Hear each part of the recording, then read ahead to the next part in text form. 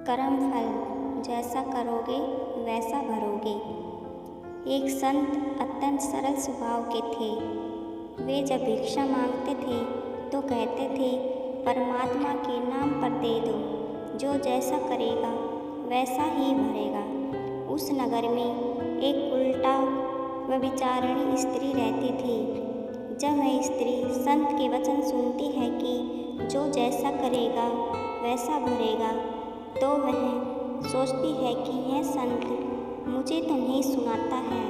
उसके मन में पाप आ गया। उसने सोचा कि कैसे इस संत को मार दूँ। स्त्री ने 2 लड्डू खूब घी में व आदि डालकर बनाए और उनमें जहर मिला दिया।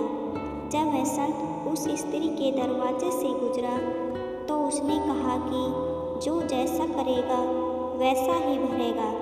स्त्री सुनकर बाहर आई।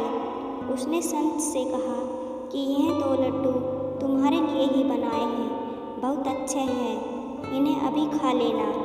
ऐसा कहकर संत को दे दिए। संत तो सरल स्वभाव का था। उसने लड्डू ले लिए और आगे बढ़ गया। आज उसे भिक्षा कुछ ज़्यादा ही मिल गई थी। वह अपनी कुटी पर आया। उसने भिक्षा में मिले अन्य पदार्थ खा लिए, लड्डू वैसे ही रहे। संत ने सोचा कि इतने अच्छे लड्डू हैं, इन्हें कल खा लूँगा। उसी रात को उस स्त्री के पति और पुत्र कहीं बाहर से आ रहे थे। वह बहुत थके हुए थे और भूख भी लग रही थी।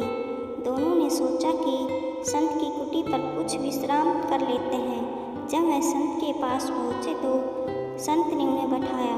पुत्र ने कहा कि बाबा, भूख लगी है, कुछ खाने के लिए हो तो दीजिए। संत ने वे दोनों लड्डू एक पिता को और एक पुत्र को खाने के लिए दे दिए। लड्डू खाने के बाद दोनों का प्राणात हो गया। वे दोनों मर गए। जब वह स्त्री संत के पास आई तो सिर पटक कर रोने लगी कि यह लड्डू तो मैंने ही संत को मारने के लिए बनाए थे, ये क्या हो गया। कहानी की सीख, जो गड्ढा तुम दूसरों के लिए खोदते हो उसमें स्वयं भी गिर सकते हो। धर्म का मूल संदेश यही है कि जैसा करोगे वैसा भरोगे। दूसरों के लिए कांटे बिछाओगे तो स्वयं तुम्हें ही उन पर चलना होगा। दूसरों के लिए फूल बिछाओ। आशा है कि आपको मेरी ये कहानी ज़रूर पसंद आई होगी।